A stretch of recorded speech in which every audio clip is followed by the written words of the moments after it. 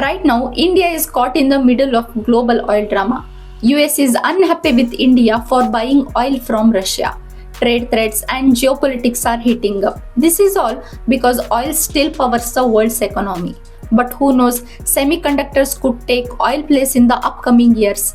These tiny chips decide who controls the technology and also economic and military power.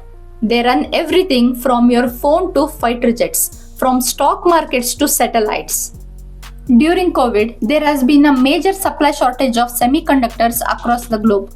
When chips ran short, global industries lost $billion.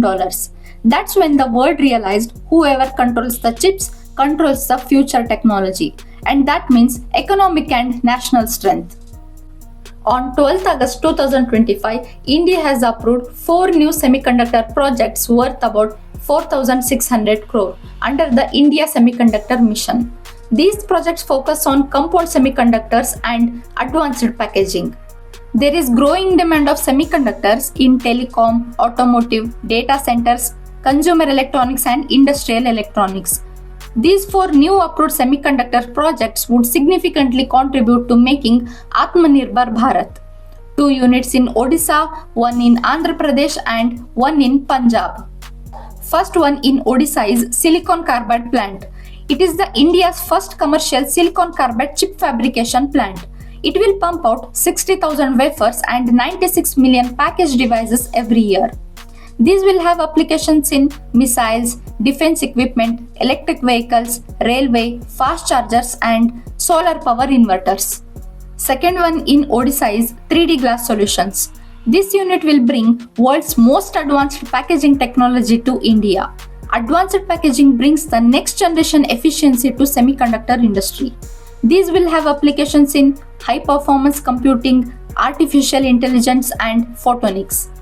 When it comes to Andhra Pradesh, ASIP in collaboration with South Korea with an annual capacity of 96 million units. These will have applications in mobile phones, set-top boxes, automobile applications and other electronic products. Fourth one in Punjab by CDIL. This plant will manufacture high-power discrete semiconductor devices. It is expected to produce a massive 158 million units per year. These will power electric vehicles, renewable energy systems and telecom infrastructure. Today, Taiwan makes over 60% of the world's advanced chips.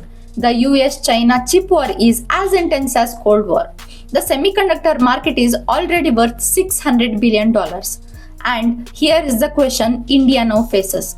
We import almost all our chips. With the new projects worth 4,600 crore, will India become a chip powerhouse in the future? Let's look at the numbers. In 2023, India's semiconductor market was around $38 billion. Now, it is estimated at $45 to $50 billion in 2024-25, and it is projected to double, almost $100 to $110 billion by 2030. That's a massive leap. India is aggressively building the chip ecosystem from design to manufacturing.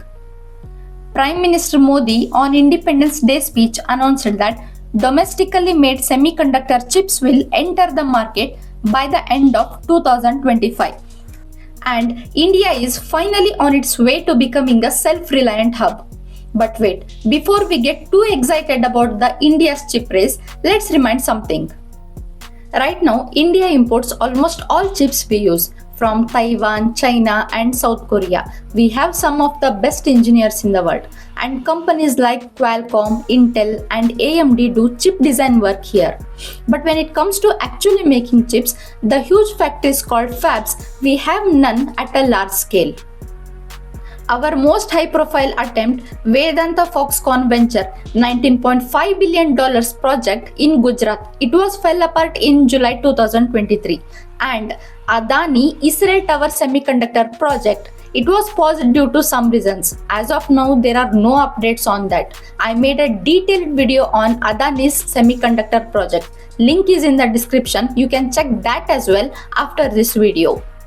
When it comes to chip manufacturing, China is already miles ahead.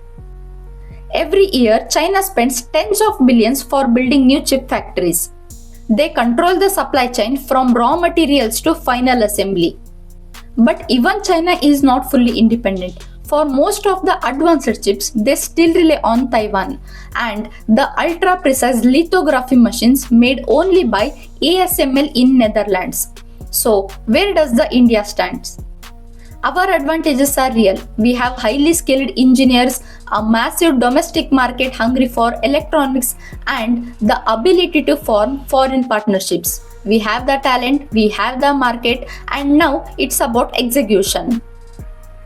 Building a semiconductor ecosystem is not just about factories. It is about securing our economic future, protecting the national security, and ensuring that in the next global crisis, we are not left waiting in the line. See you in the next video.